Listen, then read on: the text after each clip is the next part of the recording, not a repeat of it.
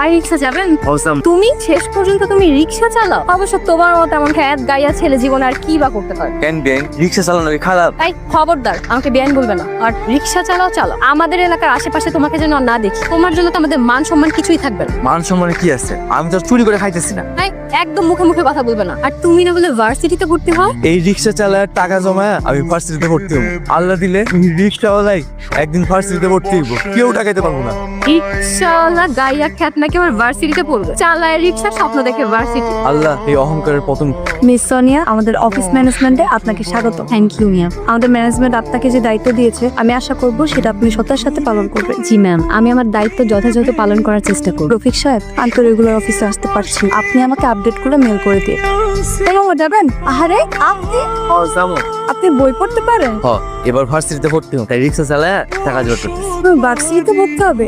ভর্তি হতে আর কত টাকা লাগবে? ভার্সিটিতে কত টাকা লাগে তা তো জানি না। আজকে আমিও ভার্সিটিতে ভর্তি হবো, তোমার ভর্তি যত টাকা লাগে আমি দিব। না না, এটা আমি করতে পারবো না, আমার জানলে বকা দিবে। তোমার টাকা জোগাড় করতে করতে তো ভার্সিটিতে ভর্তির সময় শেষ হয়ে যাবে। তা অবশ্য ঠিকই কইছে। আমি যে ভার্সিটিতে ভর্তি হবো তুমি কি সেটাতে ভর্তি হবে? তো টাকা তো জোগাড় করতে পারি নাই। ভর্তি হতে যত টাকা লাগে সব আমি, তুমি পরে রিক্সা চালিয়ে দিয়ে দিও। আলহামদুলিল্লাহ, তাইলে আমি রাজি। তোমার পেপারস গুলো থাকলে তুমি আজকেই ভর্তি হতে পারো। পেপারস দোষ সব আমার গদি নিচে আছে। তাহলে তো খুবই ভালো, চলো তোমাকে আজকেই ভর্তি করে দিতে। কি ব্যাপার ঝুমা, কেন বসে আছো? তোমার স্টাডি নেই? আমার দাদুমণির জন্য মন খারাপ, দাদুমণির কাছে যাও। দাদুমণির কথা একটাবার উচ্চারণ করলে দিবা একটা থাপ্পড়। সোনিয়া, আজকে প্রথম দিন অফিস কেমন লাগলো? অনেক ভালো লেগেছে। আমার অফিসের ডিরেক্টর ম্যাডাম সবাইকে ওর সাথে পরিচয় করিয়ে দিয়েছে, ও আমার শালিক। আপু, ম্যাডামটা না অনেক ভালো। আজকে তোমার দেবরকে রাস্তায় পেয়েছিলাম। কি করছিল? ঘুরছিল? না, রিক্সা চালাচ্ছিল। রিক্সা চালাচ্ছিল? ছি ছি ছি ছি। আমিও বলে দিয়েছি আমার বাসার আশেপাশে যেন না আসে।